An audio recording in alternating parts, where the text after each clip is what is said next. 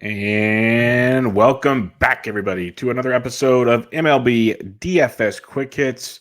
It's opening day. We are here. It is April 1st. This is not an April Fool's joke. You heard the music. We have 9 games, a 9-game DK slate. There's a 5-game night slate also. It's like so much fun here. We've made it. If you've been listening to Bench with Bubba podcast, I appreciate it. Get you ready for the full season fantasy baseball goodness. That's still going to be happening. So go check that out. The Bench with Bubba podcast, but you know where we're at. This is year 5, I believe, of MLB DFS Quick Hits. The listeners, you guys have been amazing. Keep them coming. Spread the words. Rate and review on iTunes. All that good stuff. If you want to watch the video, it's at the RotoBaller YouTube page, so go check it out there. But otherwise, rate and review on iTunes. Download it at all your spots. We're back. We are back. I'm going to be with you Monday through Friday, pretty much every Monday through Friday unless something crazy happens. Weird slate, life, stuff, it happens. But we are here to cover your MLB DraftKings main slate action, 9 games on a Thursday. And as usual, for those that have listened to the show before, the goal is to get you in and out of here within 30 minutes or so. So we're going to get right to it. We're going to look at the weather on the slate here. It's, again, 9 slates starting at 1:10 Eastern, goes through, I believe, the 4 Eastern games. That window, and then there's a night game slate, like I said, a 5-game evening slate. Cleveland at Detroit. The wind's going to be blown out to center field about 15 miles an hour. So you got Bieber versus that one's on the early slate. See, here we go. But Baltimore, Boston, it's like 30% chances of rain, give or take. So keep an eye on that one. Good hitting environment there against some of those pitchers. Twins, Brewers blowing out the center field, but the roof should be closed in Milwaukee. Pittsburgh, Chicago, wind blowing out to right field about 13 miles an hour. So keep an eye on that one. It's going to be really cold, though. Low 40s, high 30s. So windy, cold, should be a fun one in Chicago. You got Braves, Phillies, not too much to worry about there until, later in the game, lots of rain. Early in the day, not so much. Starts out a little drizzle, lots of heavy rain late in the day. So Phillies, Braves could be a tough one to target. Might be a full avoid. Keep that in mind. St. Louis, Cincinnati, wind blowing out to right field at 15 miles an hour. So Great American Small Park just got even smaller. But it's going to be cold also, low 40s, high 30s. So cold and windy in Cincinnati. So it might negate the potential power situation there. Other than that, San Diego's going to be just fine. Not too worried about that. That's going to be like almost 80 degrees there. Dodgers, Colorado, Coors Field, about 50-ish degrees. Nothing too crazy there. Marlins can close the roof. Texas, Kansas City, not too bad. Wind blowing across the field about 14 miles an hour. And that takes you through the 9-game slate. 9-game day slate weather-wise.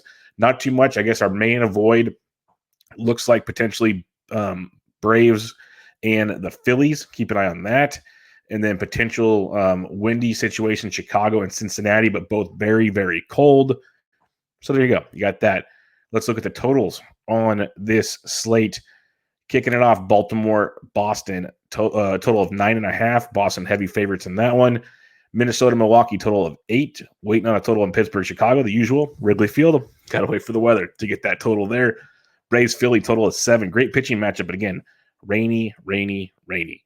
Diamondbacks, Padres, total of 8. Dodgers, Rockies, 11.5. Coors Field on opening day. Kershaw, Marquez, total is 11.5. Cardinals, Reds, total of 7.5 is criminal. That wind blowing out there. I know it's Castillo versus Flaherty. Makes it interesting, but that's a low total, folks. Tampa Bay, Miami, 7.5. Texas, Kansas City, total of 9.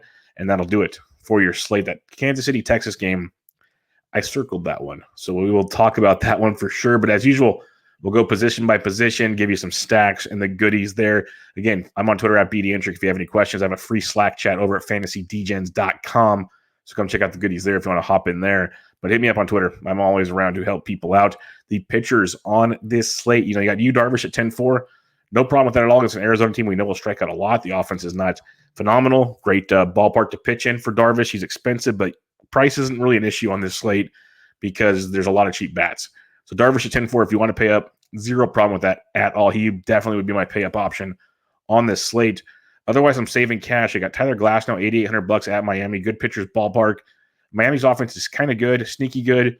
Glasnow could walk a lot of guys with the strikeout stuff. That new slutter pitch is outstanding.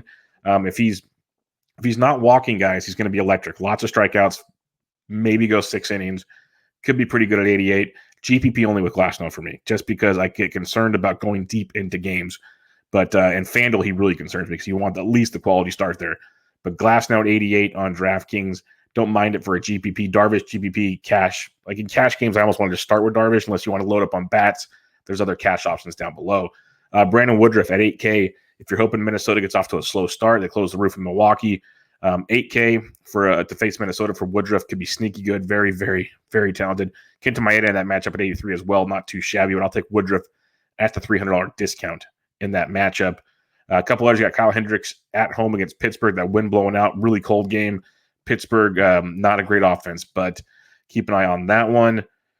I think German Marquez is GPP viable at 68, but I'll probably pass. I'll probably save some cash. You got Sandy Alcantara at 65, Nate Eovaldi at 63, and all those strikeouts against Baltimore. I like that a lot.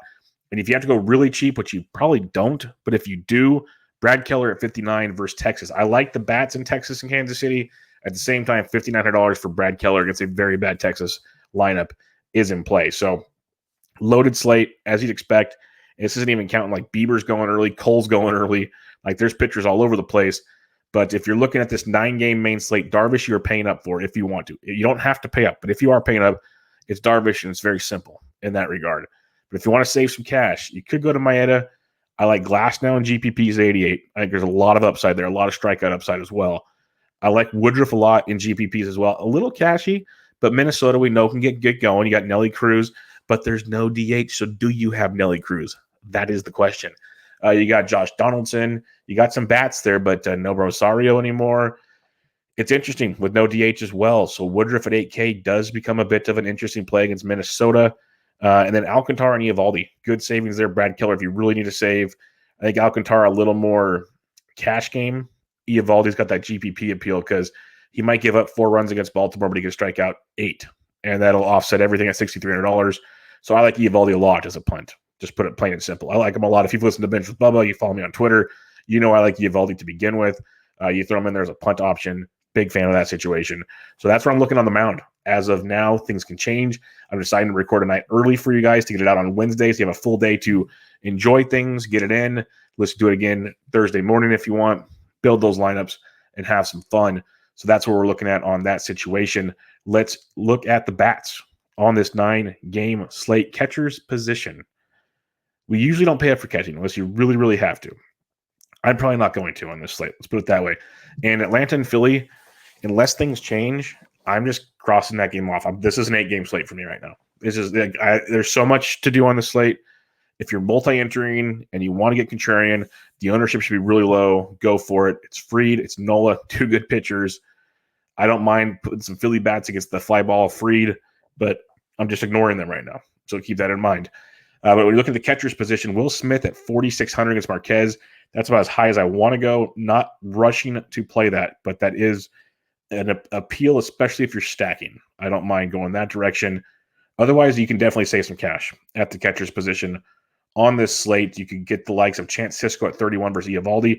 But again, I like Eovaldi as a value for the strikeouts. I still think he gets hit around. So take that with your grain of salt. I think Jose Trevino at 29 is in play. John Stallings at 28 if you're looking to punt, but in Elias Diaz at 27 versus Kershaw. All very viable. Victor Caratini at 26 against Darvish even, or against Bumgarner at 26. I don't mind either. So definitely some punts if you need them. I like Sisco at 31 if he cracks line against Eovaldi. If you want to pay up for a Will Smith, you go for it. Don't hate it. But definitely you could punt at the position between Sisco, Stallings, Elias Diaz, and Coors versus Kershaw. I think Vic Caratini at 26 is very much in play against Bumgarner against a bad Arizona bullpen. Everyone's going to stack San Diego, the big, powerful righties, and I get it. But getting the lefty and Caratini, great OBP guy, got some pop, get to that bullpen. That's how you can be different in your San Diego action, which will be very popular for good reason. First base position on this slate. You got Goldie. I'll probably pass like Rhys Hoskins if you were playing Philly. They're in play, but we'll move on from there. If you believe that the wind blowing out is important and that the cold weather doesn't negate it, which it should a little bit, Anthony Rizzo at 48 versus Chad Kuhl is a live play. But if not, save some cash and we'll drop down. This is why you can pay up for Darvish on the slate. I love this Texas-Kansas City game.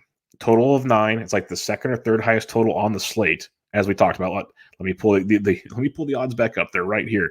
When you break this one down, a 9.5 Baltimore Boston. You have Coors at 11.5, and then you got 9 with Kansas City, Texas. Like it's Kyle Gibson versus Brad Keller. $100 is $4,100. He's first base, third base eligible. Do what you wish there. 4,100, very, very much in play there. You got Bobby Dahlbeck at 4K versus John Means. Means, big strikeout stuff. He could be an interesting GPP pitcher as well if you believe the changes are legit. Still some power in that Boston lineup. Dahlbeck can go 1-for-4 with 3 Ks, but could also go that one could be a grand slam, could be a solo shot, whatever. Dahlbeck's 4K and value. If you're targeting Eovaldi, Trey Mancini and Mountcastle are 39, not bad either. But if you're going to Coors, everyone's going to want the Dodgers in this. They're priced up. The Rockies are cheap relatively compared to the situation because Kershaw's on the mound. What's Kershaw going to go, 5, maybe 6 innings? Okay, cool. The bullpen's good. Dodgers are freaking awesome. There's no hiding that. But CJ Cron's $3,800 in Coors Field. That's attractive for some value. Not a must, but it's attractive. If you want to save some more cash, Carlos Santana, he's taken Kyle Gibson deep 4 times in his career. He's $3,600 in the middle of this Kansas City order. If you've listened to the show, you know how I like taking Baltimore's and Pittsburgh's and Detroit's and this stuff. When I first started looking at this slate to write my article for RotoBaller, Tuesdays and Thursdays, free DraftKings article at RotoBaller, Monday, Wednesday, Friday, values, premium content. Sorry. So that's what you get there. So I was doing my DraftKings article. Texas and Kansas City are so cheap in a beautiful matchup. Carlos Santana is $3,600. That's a very good price tag if you're looking to save some cash. If you're a Nate Lowe believer, he's 35. I'd probably take Santana, but if you want to get frisky, don't mind it. Other than that, you can check lineups. I'm not going to go too deep at this position. I don't think you need to, but those are some guys that stood out for sure. Definite value down there with Carlos Santana and CJ Cron if you're not paying up. But like I said, you can take cheap pitching and you can pay up for these guys. You can go heavy Coors or heavy Padres or whatever, or you can get different. And cash, you could really get different. That's why I think in cash, you just have to play Yu Darvish and suck it up and just do it. And then you could mix and match because we got some even cheaper good plays coming up here. The slate, the pricing is very soft. It feels like we're playing FanDuel today, but we're not. Things will change as the season goes on. They're trying to get people to come play some baseball, make them feel at home, and then they'll put the pricing back to normal where we crush the competition. Second base position here. I'm going to save some cash. You could go Brandon Lau at 46. I'll pass most likely. If I'm going to pay up, it won't be for him. Tommy Edman at 42 leading off against Castillo's okay, but I'd rather Kenta Maeda at 41 if I'm paying there, or even going to GPP with Moustakas at 4,000 with that wind blowing out against Flaherty. That could be something to gander at. In general, though, second base, I'm just going to save some cash. Gavin Lux only $3,800 in Coors. I like that a lot versus Marquez. After you get past Marquez, that Rockies bullpen is rocky. It's not good. So Gavin Lux, $3,800, probably hitting towards the bottom of the Dodgers lineup, but it's kind of baked into the price. Good piece of Coors right there. Ryan McMahon's only 36 versus Kershaw. It's lefty, but if you're going to get weird, you can. I'd still rather go with Gavin Lux, or you go Adam Frazier leading off for Pittsburgh at 34 versus Hendricks. He's had some good career success against Hendricks. Still like Lux at 38. It's tough to pass up on that discount there. But Jonathan India at 32, if you're stacking the Reds, he's in play only in a stack. Otherwise, if you're looking for value, Kiki Hernandez is $30,000, likely leading off, second base outfield eligible, likely leading off against John Means. So Kiki at 3K, outstanding. That is a great price tag. Leadoff batter. We know he hits lefties in his career. Enjoy that one. And then it's like, if Garrett Hampson, second base outfield at 2,900, see where he's at. Nick Solak, second base outfield, 2,900. Cheap if you're stacking Texas. Like Hampson, I guess you could one off for a steals upside. Solak, I'd like to be a part of a Texas stack if you're going there. So don't just like one off that. But the other one that I know a lot of people will play, especially in cash, and Darvish I respect a lot out of, but Katelyn Marte, second base outfield eligible, is $2,700. That is really, really cheap. So if you want to be contrarian or even the cash game play, Ketel at 27 is there. See where Josh Rojas is in that Arizona lineup. He's second base shortstop. I mentioned Marte, second base outfield. A lot of multi-position stuff right now because DK doesn't know what's going on with positions like most of us don't. Josh Rojas, if he's at the top of Arizona, he's 2,600 as well against Yu Darvish. Jazz Chisholm, probably farther down in Miami's, but if he's towards the top, he's 25. So see what the lineups look like, but there's definite value to be had here if you got guys in the right spot in the lineup. Otherwise, Gavin Lux at 38 is pretty darn awesome. Kiki Hernandez at 3K. Those two stand out big time right out the gate. But Hampson, Solak, Marte, Rojas, Chisholm, definite some options down there at the second base position. Third base, this is where we might start paying up for some guys. Manny Machado mashes lefties and Mad Bum, 5,700. You got Devers at 54. Those stand out as really, really solid plays. I like Joey Wendell, but not at $4,900 tonight, so that stinks. Justin Turner only 47 in Coors. If you're stacking it up, that's good. If you're one-offing at third base, I'm going Devers or Machado probably, or saving some cash. So that's where I'm looking there. Brian Hayes is interesting at 44 if you want to be really, really contrarian, because not many people are going to play any Pittsburgh and attack Hendricks, but Brian Hayes has that upside in a big way if you're feeling frisky. If you're stacking Baltimore, do not forget Maikel Franco at 41. He's not a one-off play, but he is definitely a stack piece. You got Hunter Dozier at 41, talked about him. Bobby Dahlbeck, talked about him at 4K. I like that quite a bit. If somehow Edwin Rios cracks the Dodgers lineup at 37, that's a heck of a value in Coors Field, but not sure if he'll be in the lineup, but if he is, that's attractive. Isaiah Falefa leading off for Texas, third base shortstop at 36. He can be somewhat entertaining, more of a cash game play just because he doesn't have that massive power upside to give you the GPP boost, but he's worth a look. If Philly somehow plays, Alec Baum's $3,100, hitting probably third or fourth for Philly, maybe fifth. That's an elite value. So enjoy that one if you can. Other than that, I'm not really playing Eduardo Escobar at 28. I'm paying up at the position. That's pretty much how third base is going to roll. We're paying up at third base. Excuse me. Shortstop position. You got Tatis Jr. at 57 versus Mad Bum. That is juicy. Juicy. You got Seager against Marquez at 56. Most people will go to Tatis for good reason. But Trevor Story in Coors versus a lefty, not your normal lefty, but 55 versus Kershaw. Very good pivot off of Seager and Tatis chalk. You got Bogarts at 54, Mondesi at 53. So we saved money early on. Third base kind of want to pay possibly. Shortstop kind of want to pay possibly. So that's kind of where we're standing here. Like Tatis, Seager, Story, Bogarts, Mondesi, all in play. Mondesi probably more so in a stack. Story to be contrarian. Seager, Tatis, cash. Bogarts, he's a sneaky good play because he'll kind of get overlooked in this range. Really, really intriguing play in that one. If you're looking to save, though, Eugenio Suarez always GPP viable, but probably not looking there on this slate per se. There's IKF. We talked about him at 35.